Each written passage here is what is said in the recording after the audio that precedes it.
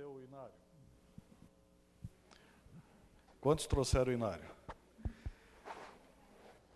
Nós estamos com alguma dificuldade lá no nosso vídeo para projetar os hinos.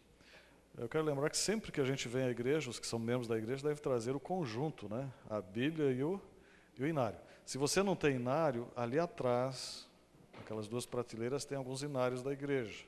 Você pode usá-los lá. Vamos cantar mais um hino, então, enquanto aguardamos o início do culto desta noite. 366, o Anjo do Senhor.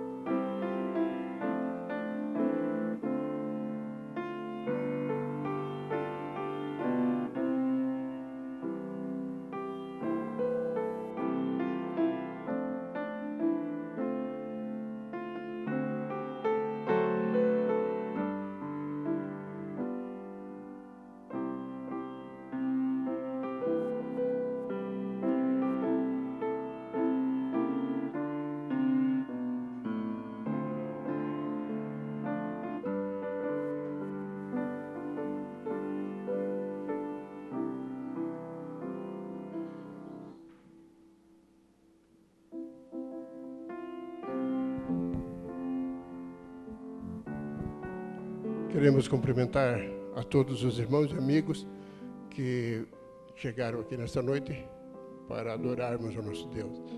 Sejam bem-vindos e que as bênçãos de Deus repousem sobre vocês esta noite. Nós vamos iniciar esse culto cantando o hino de número 453, né, pastor? 453. Ao som do piano, nós vamos colocar de pé e vamos cantar esse hino.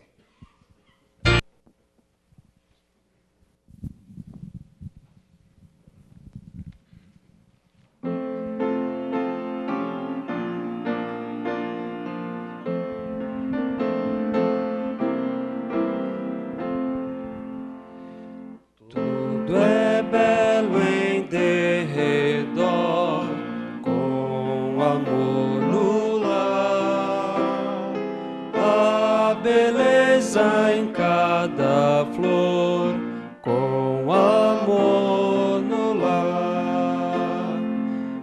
Este amor promove paz, toda mágoa e dor desfaz.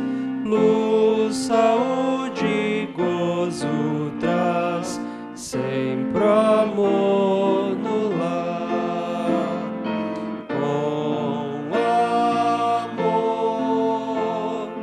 Com amor, não há dor, não há pesar, com amor no lar.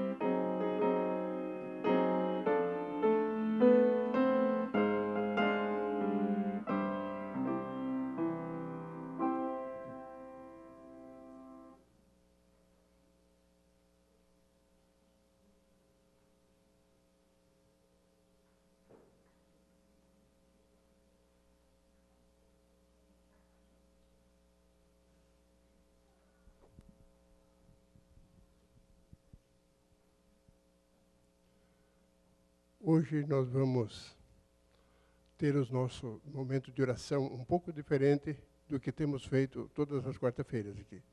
Nós vamos ter o nosso momento de oração em duas vezes. A princípio estaremos orando agora pelas famílias, primeiro pelas famílias que se inicia com a letra A. Quantas famílias aqui que nós temos aqui, cujo alguém, ou o esposo ou a esposa, inicia com a letra A? Muito bem, temos bastantes famílias aqui. Eu quero pedir para essas famílias que venham até a frente, e nós vamos ter, nesse primeiro momento, uma oração especial por essas famílias.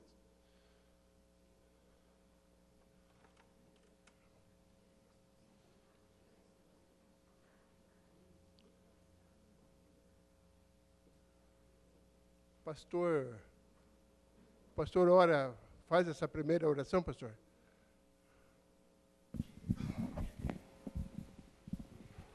Eu achei que nós ia ter pouca gente nessa primeira oração, mas vi que a igreja dividiu, né?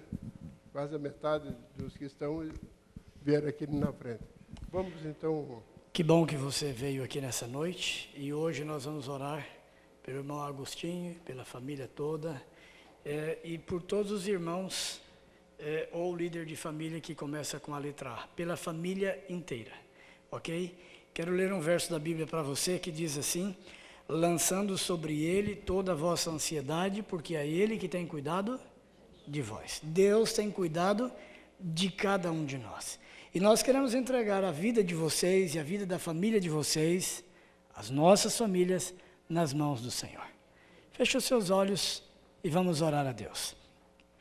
Grande Deus e nosso querido Pai, queremos louvar o nome do Senhor e te agradecer pelas famílias que temos aqui conosco nessa noite. Também queremos agradecer ao Senhor por essas famílias cujo o líder ou a líder da família começa com a letra A, e parte destes irmãos que nós já estamos orando estão aqui à frente, diante do altar do Senhor. Nós queremos entregá-los nas mãos do Senhor.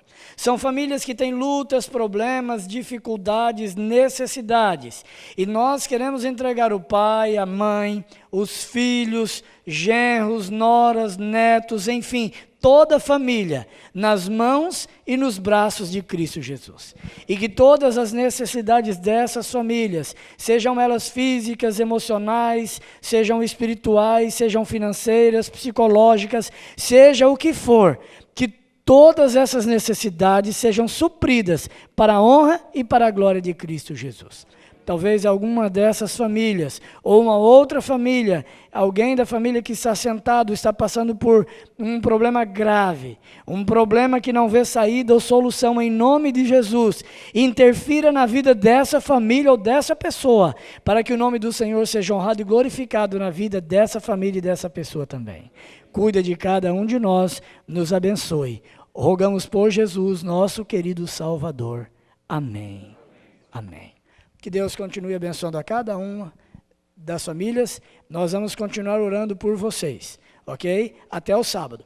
A partir de sábado nós vamos orar com os irmãos da letra B, ok? Deus abençoe, uma boa noite e continuemos na presença do Senhor.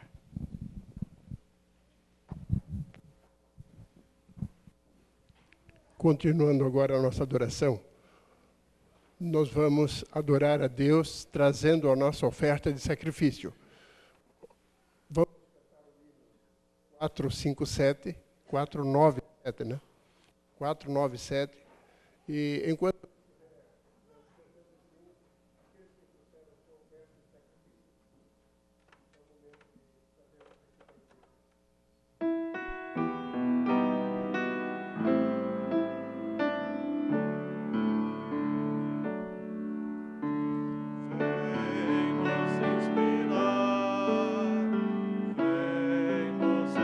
Ensinar, Senhor,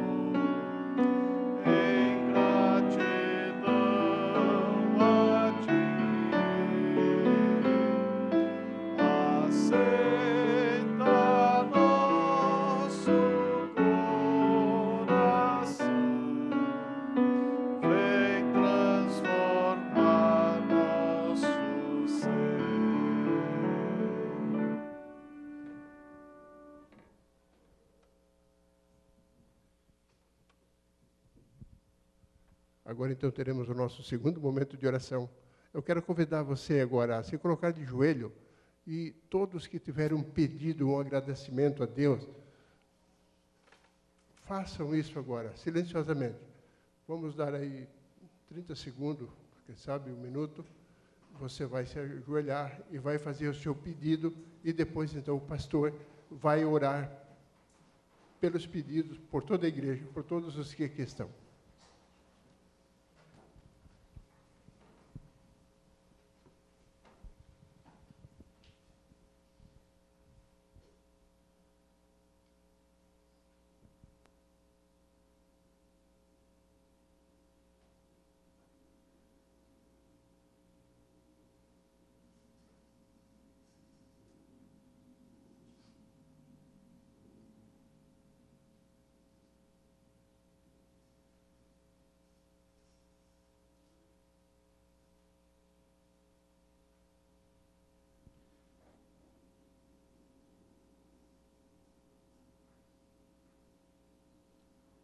Pai do céu, estamos prostrados em Tua presença, adorando o Teu santo e maravilhoso nome.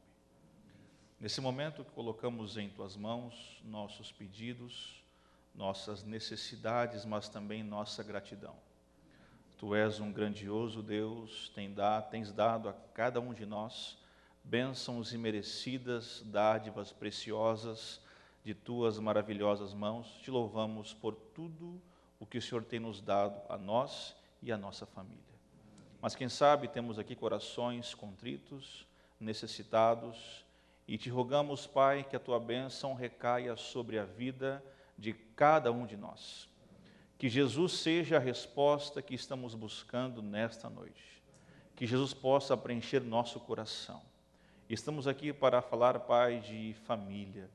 E colocamos desde já a nossa família em Tuas maravilhosas mãos.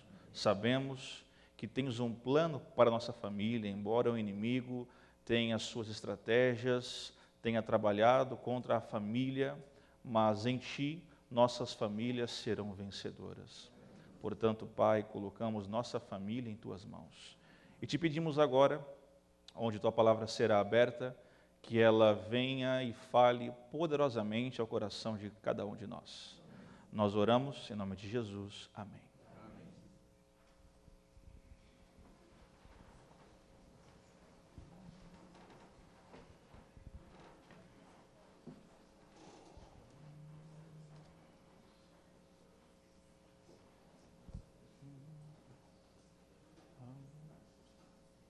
A todos vocês, boa noite. É um prazer estar com vocês mais uma vez. Esse ano já estive aqui, um sábado, depois preguei um domingo e agora estou com vocês em uma quarta-feira. Não há nenhum outro culto, nenhum outro horário, né? Estamos fechando aí esse ciclo e é muito bom estar com vocês de novo e fico muito feliz de ver a igreja dando atenção a um assunto que é tão importante, que é o assunto que é a questão da família.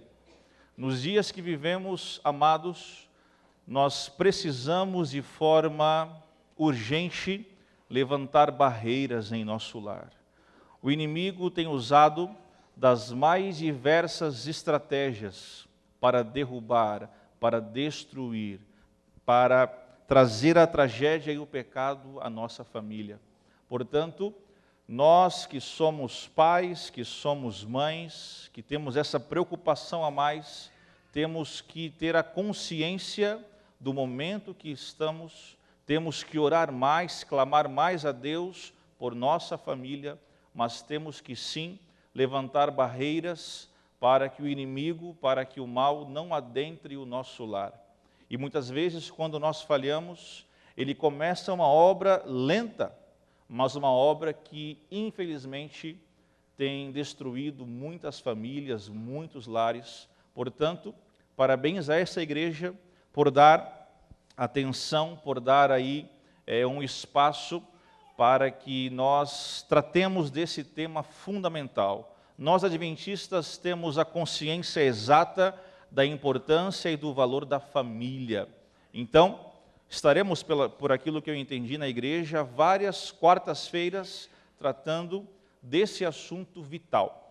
E hoje à noite nós teremos 2 momentos que vão juntar-se e tornar-se um só. Teremos agora uma meditação na Bíblia que tem a ver com o tema que está na tela.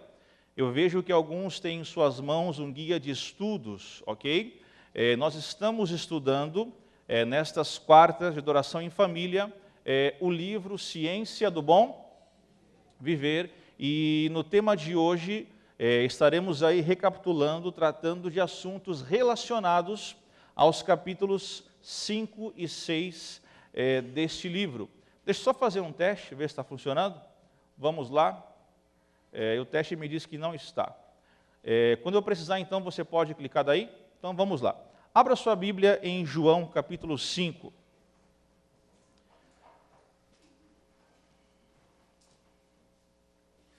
João, capítulo 5, vamos ler a partir do verso 1. Quem achou, diga amém. Vamos à Bíblia, vamos à palavra. Lembrando que o assunto, o tema desta noite está aqui na tela. Qual é o tema? Cura divina. Então, eu abro a mensagem desta noite dizendo para todos vocês que Deus tem a cura para a nossa família. Se a nossa necessidade é de cura física, Deus tem esta cura, amém? Se a nossa necessidade é de uma cura mais voltada para os relacionamentos, Deus tem a cura para nossos relacionamentos. Se a nossa necessidade é de uma cura espiritual, Deus também tem a cura para as nossas debilidades e necessidades espirituais. Amém por isso? Acompanhe comigo então João 5, verso 1 em diante, a Bíblia diz assim: Algum tempo depois, Jesus subiu a Jerusalém para uma festa dos judeus. Há em Jerusalém, perto da porta das ovelhas, um tanque, em aramaico chamado Betesda, tendo 5 entradas em volta. Ali costumava ficar grande número de pessoas, doentes e inválidas, cegos, mancos e paralíticos. Eles esperavam um movimento nas águas. De vez em quando, descia um anjo do Senhor e agitava as águas. E o primeiro que entrasse no tanque, depois de agitadas as águas, era curado de qualquer doença que tivesse. Detalhe, em algumas versões o verso 4 ele está em colchetes. Alguém tem esse verso em colchetes? Muito bem. Para muitos teólogos, João 5, verso 4, é uma adição posterior. O verso 4, ele mais revela a crença que os judeus tinham do que, de fato, esta ação direta do anjo em Betesda. Prosseguindo, o verso 5. Um dos que estavam ali era paralítico fazia 38 anos. Quando o viu deitado e soube que ele vivia naquele estado durante tanto tempo, Jesus lhe perguntou: Você quer ser curado? Verso 7. Disse o paralítico: Senhor, não tenho ninguém que me ajude a entrar no tanque quando a água é agitada. Enquanto estou tentando entrar, outro chega antes de mim. Por fim, verso 8. Então Jesus lhe disse: Levante-se, pegue a sua maca e ande. Essa história é bem interessante e também é bem conhecida. Jesus se aproxima de um local chamado Betesda. Em Betesda havia, como diz a Bíblia, um tanque com 5 entradas. E também diz a Bíblia que ao redor desse tanque, em Betesda, havia uma multidão. Pessoas com os mais diversos tipos de problemas físicos, com as mais variadas doenças, pessoas com todos os tipos de problemas, elas vinham para Betesda. Lembrando que no tempo de Cristo não havia hospital, não havia tratamento médico, então era muito mais difícil você ser curado de qualquer problema físico ou doença que você tivesse. Então, quando não havia para a pessoa mais esperança, quando não havia para a pessoa mais uma saída, quando ela não via mais chance de cura, ela então ia para Betesda em busca, à espera de um milagre. Em certo aspecto, Betesda me lembra assim o cenário, a figura de um hospital. Eu sou pastor e é da minha vocação, do meu chamado, visitar hospitais. As pessoas ligam, nós vamos aos hospitais, oramos pelas pessoas. Às vezes nós pastores entramos nas UTIs e eu já presenciei cenas assim bem tristes em hospitais. Porque o hospital é um lugar de cura, mas nem sempre as pessoas que vão para o hospital saem de lá curadas. Alguns dali saem sem vida. E por muitas vezes nós íamos, em um momento, orávamos pela pessoa e no outro dia ligavam: olha, pastor, se prepara para o funeral, porque essa pessoa ia falecer. Eu particularmente não gosto de ir a hospitais, mas de vez em quando tenho que ir, porque hospital é algo que me incomoda ver as pessoas ali doentes, machucadas. É um ambiente, é um cenário que não me traz bons pensamentos, nem tampouco boas lembranças. E Betesda, na minha visão, se assemelha mais ou menos a um hospital. Verso 3 diz que havia uma multidão ao redor daquele tanque. Era muita gente, e se você pudesse viver no tempo de Cristo e ter esta visão, a visão do tanque de Betesda, você não teria uma visão das mais agradáveis.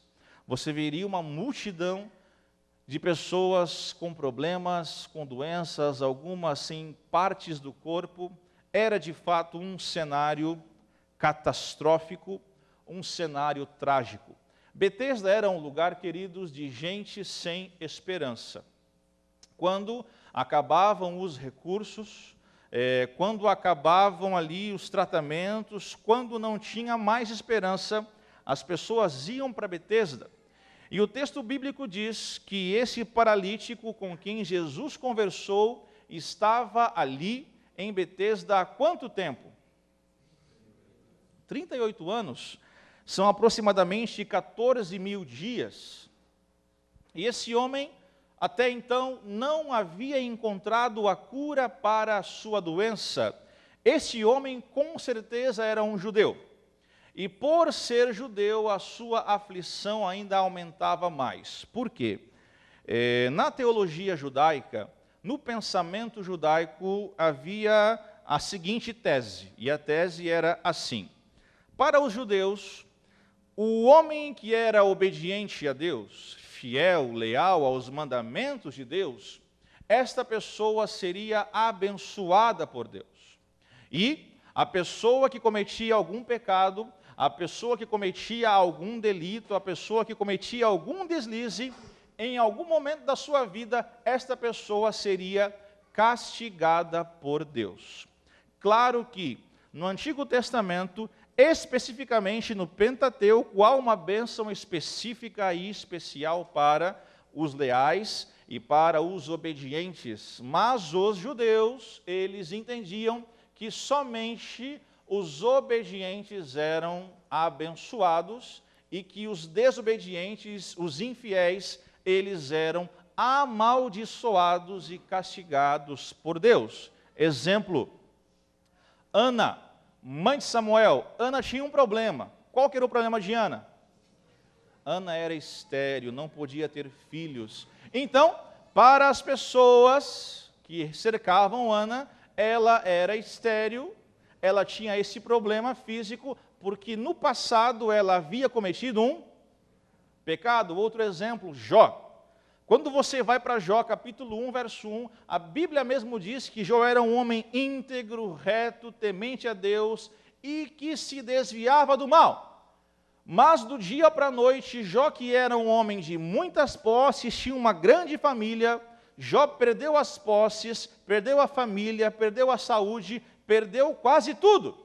E os 3 amigos de Jó passam agora mais de 30 capítulos do seu livro, tentando convencer a Jó de que ele estava sofrendo tudo o que ele estava naquele momento sofrendo, porque ele havia cometido um pecado.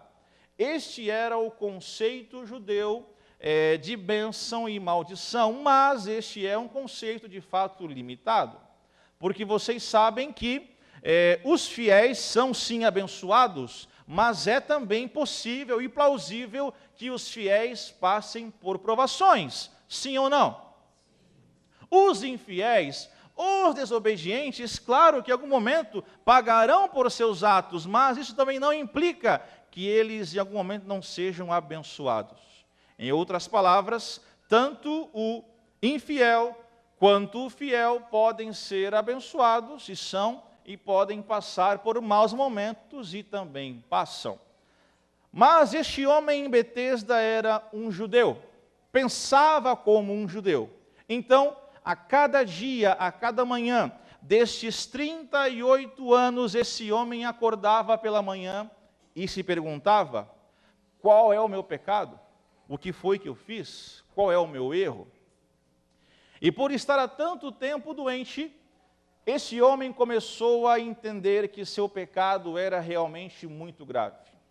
Ellen White, quando comenta esse trecho bíblico, diz que muitas vezes as lembranças do passado nos perseguem. E sabe, tem muita gente hoje doente, tem muita gente padecendo, fisicamente até, por problemas, erros, coisas do passado.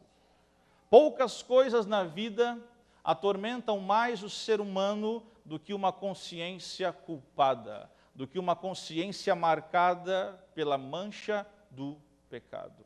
Esse homem era paralítico, tinha um problema físico, sim, mas acima disto, este homem tinha um problema psicológico e espiritual, porque ele entendia que tinha diante de Deus um grande e um grave pecado.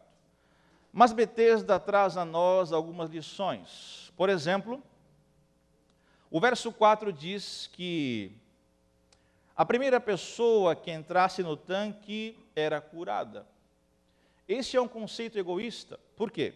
Quando você lê Mateus 12, verso 15, lá diz que todas as pessoas que se aproximavam de Jesus, Jesus as curava. Então, Jesus não é cura para apenas uma pessoa ou uma família, Jesus é cura para todas as pessoas e para todas as famílias. Amém por isso? Segunda lição, favoritismo. Quando Jesus pergunta para o homem: você quer ser curado? O que ele responde para Jesus? O que ele responde? Ele responde o quê? Verso 7 diz, ele diz: olha, eu até quero ser curado, mas não tenho ninguém que me coloque no tanque quando a água é agitada. Esse homem claramente era um homem pobre. Homens ricos de posse, de condição, quando iam para Betesda doentes, levavam com eles os seus servos, os seus empregados. Então, para esses homens ricos que estavam em Betesda, quando a água era agitada, estes homens, eles levavam vantagem sobre os pobres, que não tinham ninguém que os ajudasse. Então, em Betesda, há este senso de favoritismo, onde o rico tem mais vez, onde o rico chega primeiro, é mais importante. Mas você sabe que no reino de Deus isso não funciona. Outra lição, verso 3, diz que ali costumava ficar grande número de pessoas. Outras versões dizem assim: ali jazia grande multidão, esperando o movimento das... O assunto é cura, cura divina. Vocês sabem que muitas vezes a doença, ela vem sobre nossa vida sem dar recado. Muitas vezes a doença recai sobre nós e nós somos pessoas que cuidamos do corpo, somos saudáveis, mas mesmo os saudáveis às vezes também ficam doentes. É ou não é assim? É, só que em muitas outras circunstâncias, a doença nada mais é do que o tempo cobrando o seu preço sobre nosso corpo. Exemplo, se eu me alimento durante toda a minha vida com muito açúcar, muito carboidrato, eu já sei que no futuro me espera o quê? A diabetes, ok? Se na minha alimentação eu uso muito sal, ok? Ou muita gordura, eu já sei que no futuro eu terei o quê? Colesterol alto ou hipertensão. A pessoa que fuma a vida inteira, ela pode não ficar doente naquele momento, mas no futuro certamente a aguarda o quê? Enfisema pulmonar, câncer de pulmão. Inclusive médicos dizem que a pessoa que fuma 5 anos direto, ela já tem em seu corpo enfisema pulmonar. Outro exemplo, a pessoa usa de bebida alcoólica a sua vida inteira, ela sabe que lá no futuro, o que vai encontrá-la? A cirrose. É bíblico mesmo, Paulo diz, aquilo que o homem semear, ele vai o quê? Vai colher, ele vai ceifar. Então, amados, é da vida. O que você planta, você colhe. Minha mãe dizia que quem semeia vento, colhe o quê? Tempestade. Então, a doença muitas vezes é o tempo cobrando o seu preço em nossa vida e em nosso corpo. Só que há uma questão aqui. No mundo evangélico dos dias de hoje, mas no mundo pentecostal, alguns dizem assim, olha, se você tem um problema físico, se você tem uma doença que é incurável, se você tem câncer e algo assim, olha, não tem problema. Venha para a igreja, dê o seu dízimo, assine o cheque, dê a sua oferta e você vai ser curado. Não parece cômodo isso? Agora então eu faço o que bem entendo com o meu corpo, que a Bíblia diz que o meu corpo é o quê? Templo de quem? E que eu não sou propriedade minha, eu pertenço a quem? A Jesus. Paulo fala sobre isso. 1 Coríntios 6:9-20 ele diz, nós somos propriedade de quem? De Deus, porque fomos comprados por quem? Por Jesus. Na cruz, Jesus nos comprou. Quando nós aceitamos a Jesus em nossa vida, nos tornamos propriedade dele, com corpo e mente e tudo, é pacote completo. Mas hoje, muitos prometem cura, muitos prometem bênção para aqueles que devolvem ou pagam ou dão seus dízimos e suas ofertas. É muito cômodo então. Basta guardar um dinheiro, eu faço o que eu bem entendo com o meu corpo e quando vier a doença, eu corro para a igreja e dou meu dinheiro. Isso está certo ou está errado? Totalmente errado, totalmente contrário aos princípios da palavra de Deus. Em Betesda jazia uma multidão que estava em comodismo, uma multidão que estava em inatividade e indiferença. Outro detalhe, muitas vezes nós viemos ao culto de quarta-feira e pedimos e rogamos a Deus por um milagre. E a pergunta é, Deus pode operar em nós e em nossa família um milagre? Sim ou não? Alguns dizem assim, pastor, olha, eu tenho um problema de saúde que só o milagre de Deus para eu ser curado. Deus pode curar?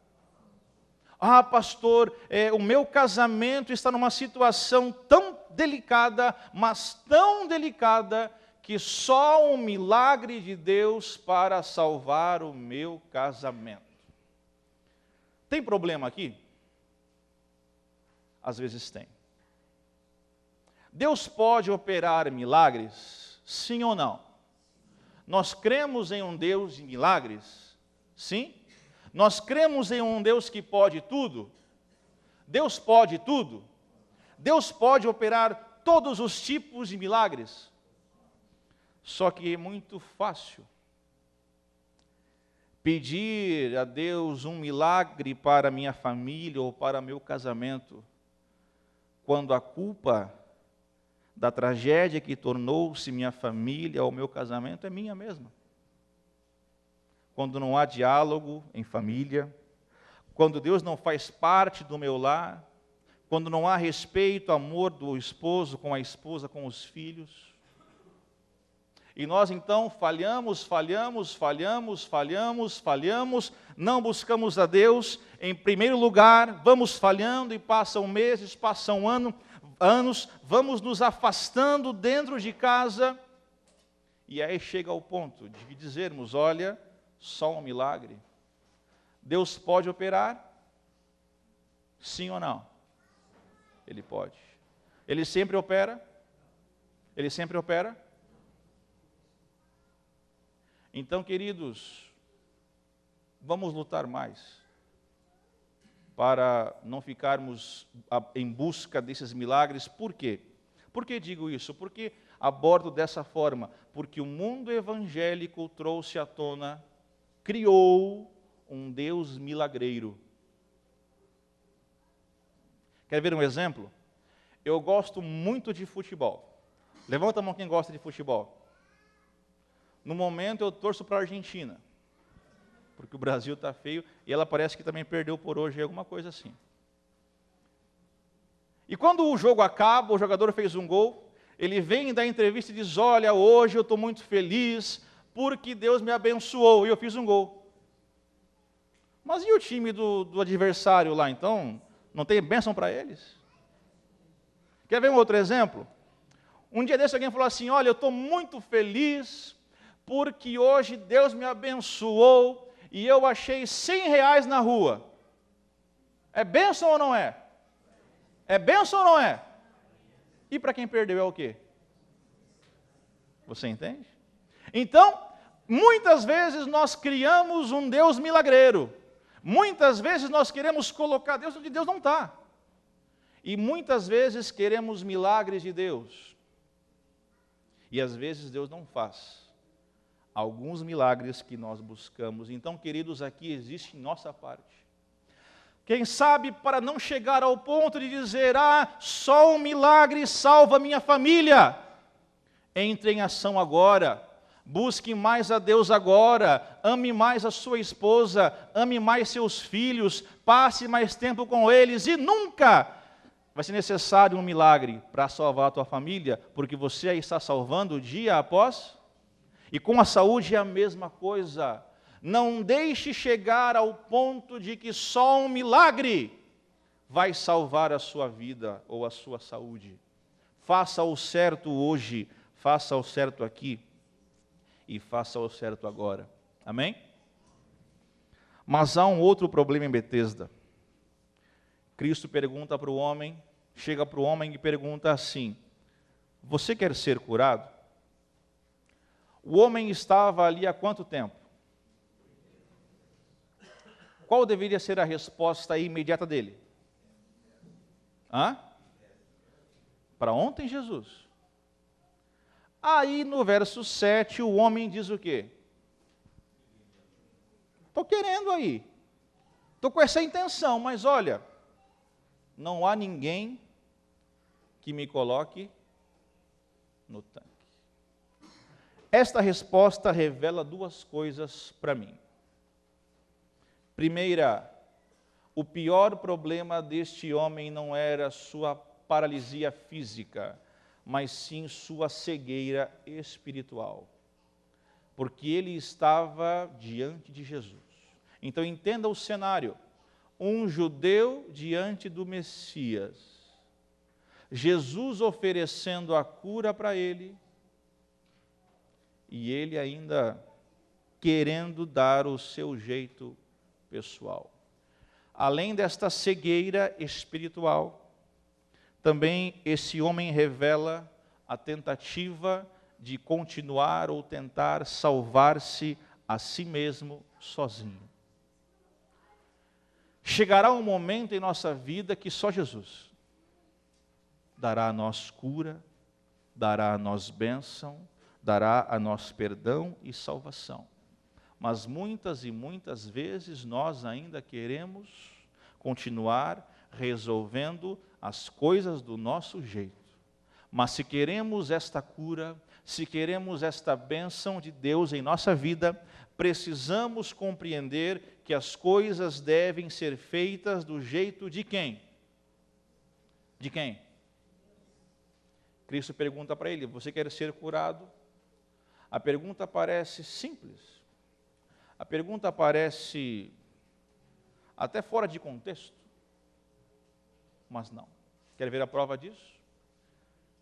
Pergunto para vocês.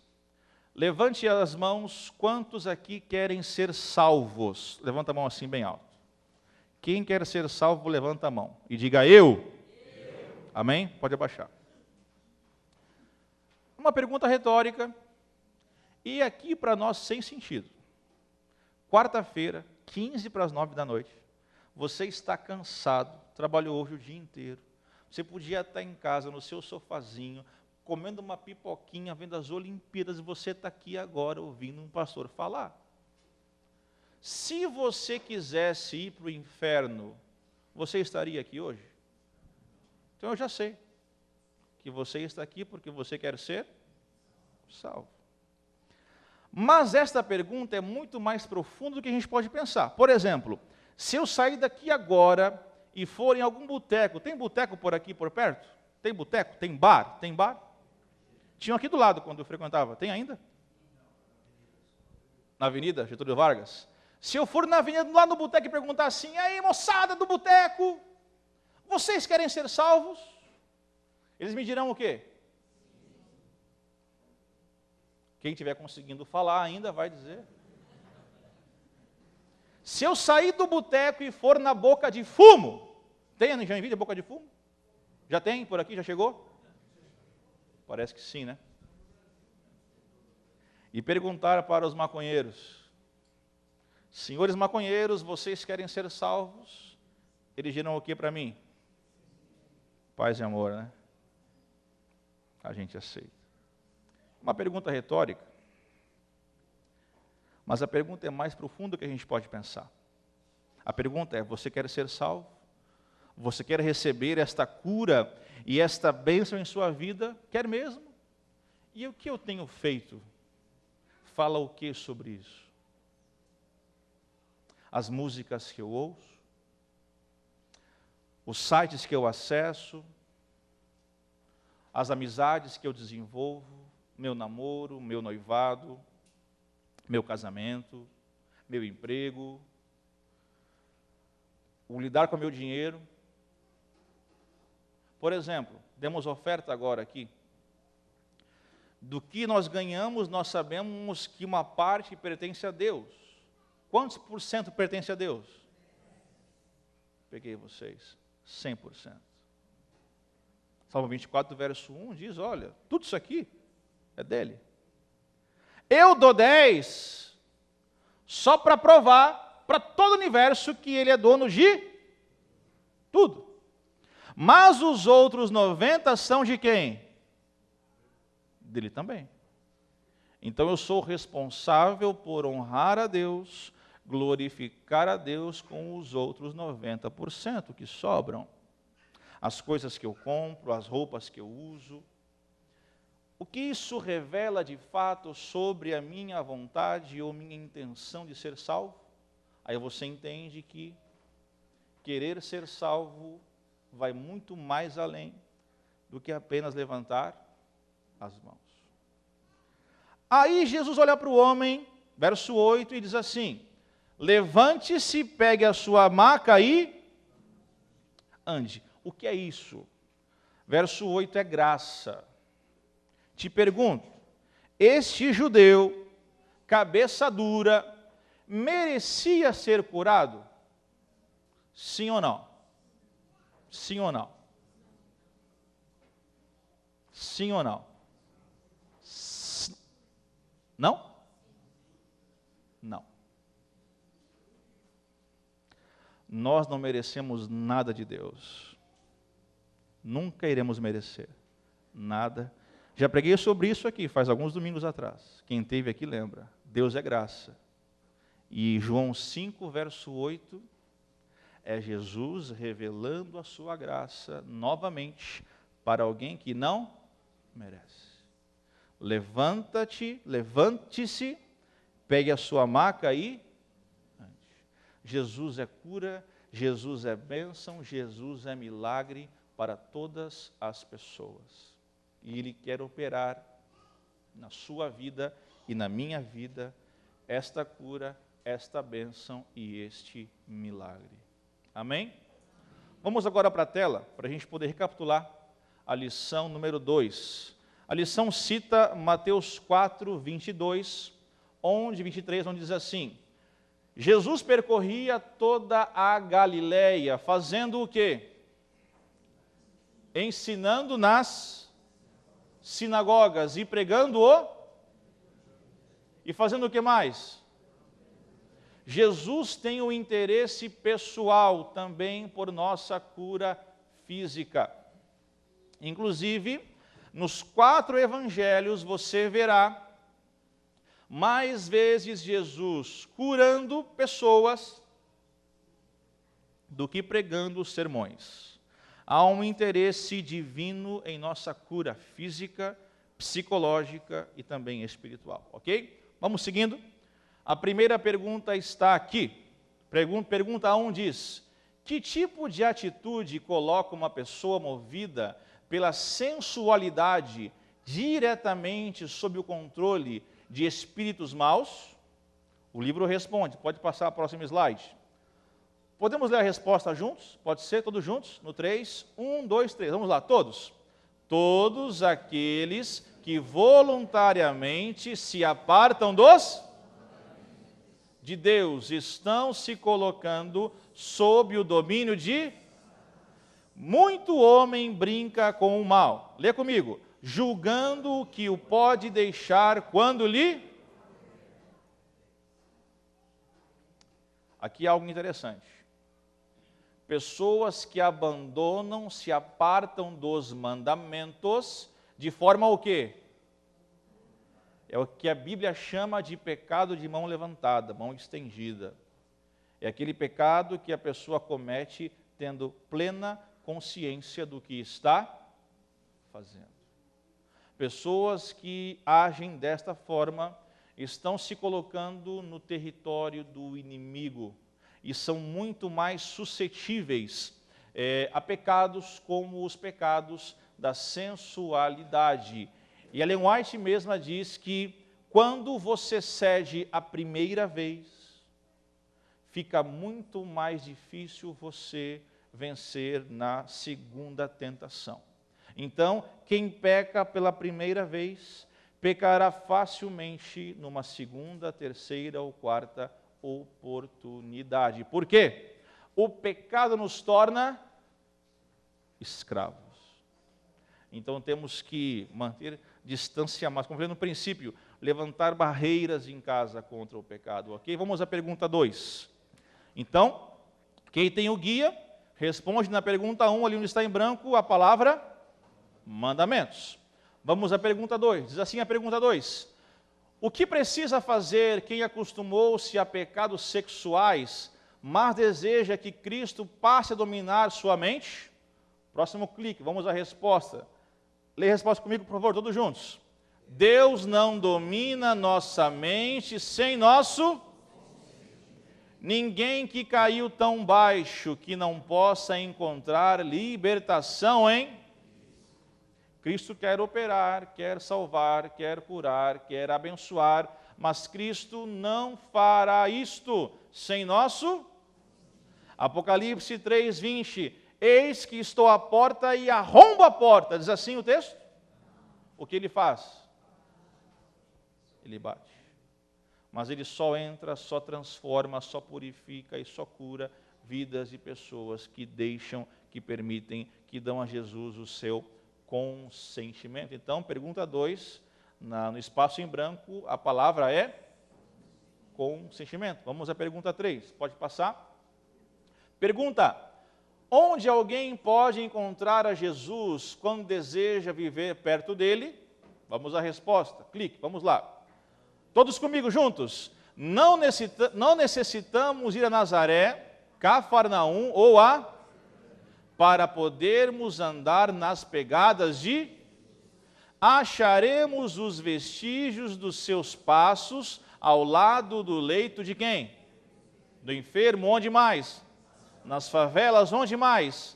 Nas apinhadas avenidas das grandes cidades e em todo lugar em que há corações humanos necessitados de... Cristo disse, né? Quando vocês fizerem a um destes meus pequeninos, vocês fizeram a quem? A mim mesmo, ok? Então, resposta 3, ali no espaço em branco, você coloca a palavra favelas. Vamos à próxima pergunta. Pergunta 4 diz: que importantes informações todo profissional de saúde deveria transmitir a seus pacientes? Vamos à resposta.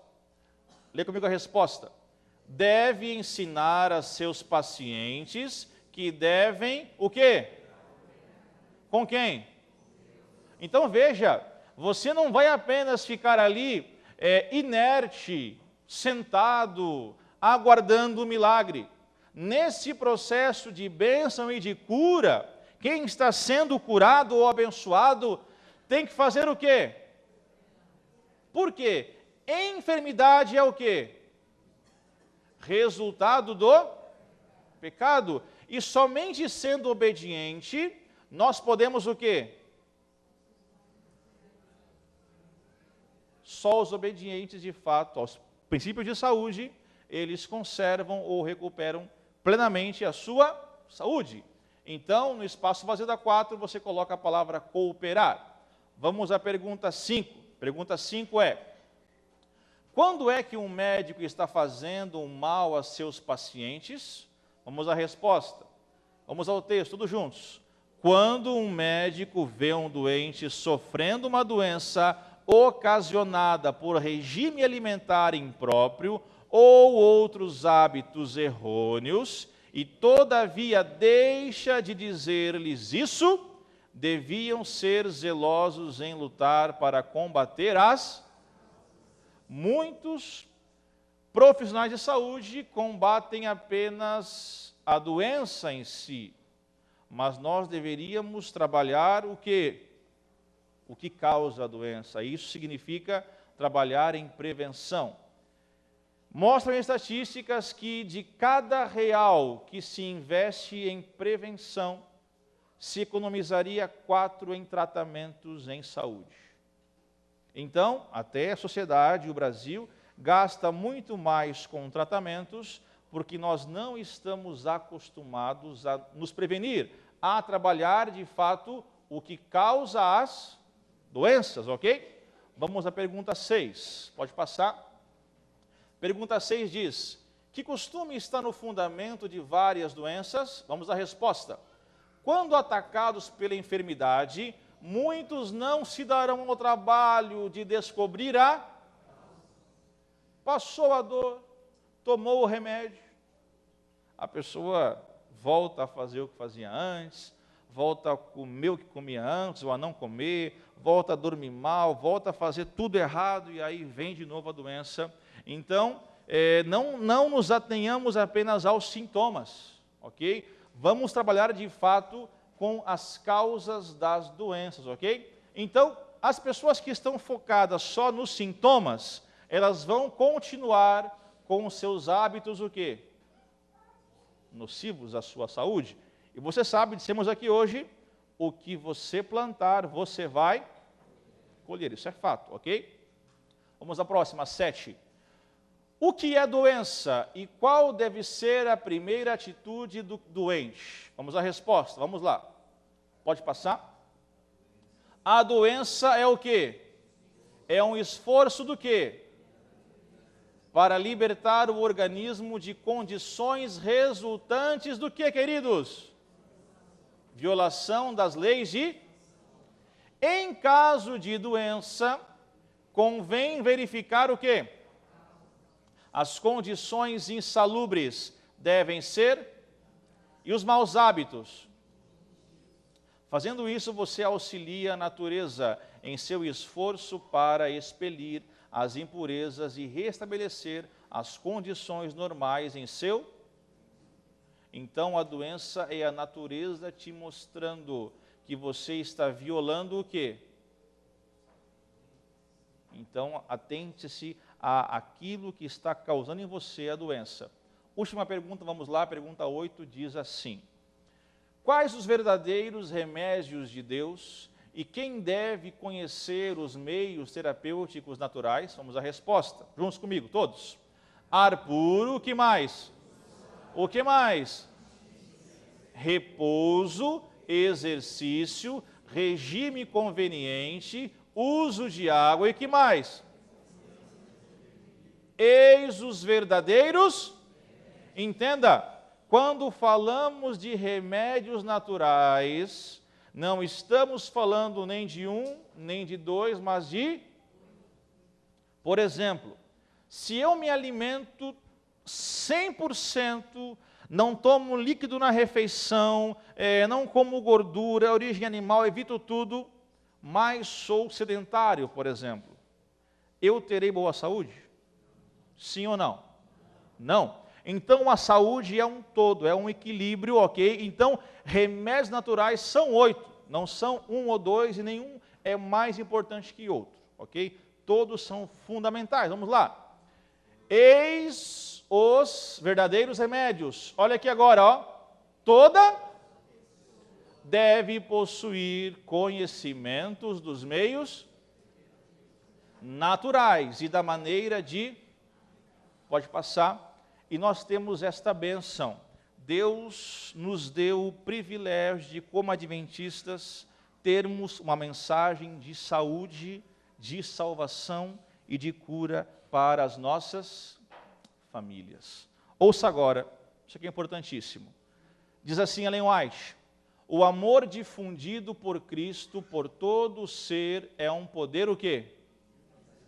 Todo órgão vital, cérebro, coração, nervos, esse amor toca, transmitindo, por eles são despertadas para a atividade as mais altas energias do ser. Liberta a alma da culpa e da dor, da ansiedade e do cuidado, que consomem as forças vitais. Vem com ele serenidade e compostura, implanta na alma uma alegria que coisa alguma terrestre pode... A alegria no Espírito Santo, a alegria que comunica saúde e vida. Mais um clique, por favor. Amados, aqui está uma dica final para a gente poder ir para casa. No culto familiar de hoje ou de amanhã, escolha um desses remédios naturais e você agora pense na sua família. Que remédio natural desses 8 eu não estou usando na minha casa, em minha família? E peça a Deus para nos próximos 7 dias começar a usar esse remédio e tornar em sua vida um hábito, para trazer a sua família mais o quê? Então, pode passar o último slide. A dica é esta aqui. Olhe para a sua família, para seu lar, olhe para aquilo que a Bíblia diz, para aquilo que Ellen White diz e se pergunte: onde em minha família eu estou errando? Onde tenho que melhorar? E comece a orar e a atuar em sua família, e você receberá em sua casa bênçãos sem medida do Senhor. Amém? Deus tem planos e sonhos para a nossa família, e Deus quer que vivamos bem e vivamos com saúde. E se precisarmos, se necessitarmos, Jesus tem a cura para nossos problemas físicos, mentais e espirituais. Porque Ele é cura, Ele é graça e Ele é salvação. Amém? Quantos hoje dizem sim para essa cura que Cristo oferece? Levante a mão bem alto, fique em pé, para podermos orar e colocar a nossa vida, nossa família nas mãos de Deus. Vamos orar. Querido Pai, muito obrigado, porque Tua igreja parou, está refletindo na família. Tu tens planos para a família de cada um de nós. Lindos sonhos, o Senhor quer salvar nossa família. Portanto, Pai, nesse momento, rogamos que o Senhor guarde nossa esposa, nossos filhos, o marido, os pais, em Tuas mãos. que o nosso lar seja um recanto protegido, habitação dos teus santos anjos. E que tenhamos saúde no nosso lar, que possamos viver de acordo com os princípios da tua palavra, que são remédios naturais, Pai, são 8, que possamos colocá-los em prática em nossa vida e em nossa família. Abençoe, Pai, esta igreja, seus membros e seu pastor, a família de cada um que está aqui, dando a eles bênçãos, cura e muita saúde. E que cada um de nós também compreenda a necessidade de fazermos nossa parte. Colocamos nossa vida em Pai, em nome de Jesus. Amém. Deus te abençoe e também a sua família. Boa noite.